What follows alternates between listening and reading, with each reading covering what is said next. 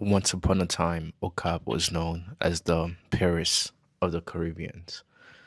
And now, if you look at the same city in the same country, the city was mostly built by the French, right? Around hundreds of years ago. I don't know the exact date, but if you look at the city right now, the same city that was built by the French a long, long time ago, and you compare it to what it becomes, or you compare it to what it was compared to Paris, and you compare it to what it is now, it's an absolute filth.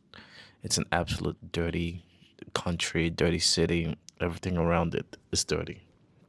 And nothing is more disgusting than the people that live in that city. People that are burning the trash, the people that are throwing the trash and in the street, or throwing doing all the nasty stuff they do in the streets. This is what the Paris of the Caribbean is now. This is what it turned into. And you have no one else but to blame but yourself, but the society that created these kind of people. And it's a theme around almost every African country to have absolutely dirty, disgusting people who literally live in garbage their whole lives.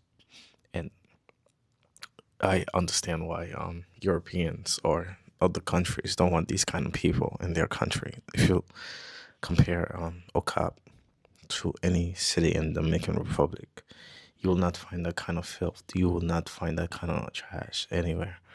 And it's not about organizing the city. It's not about the government. This is on the people.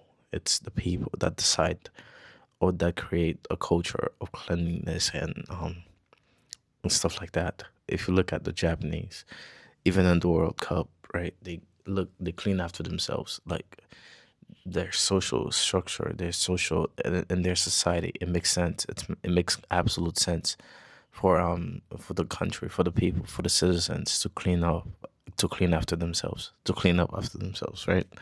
But in every other country, in every African country, you don't have that same kind of culture.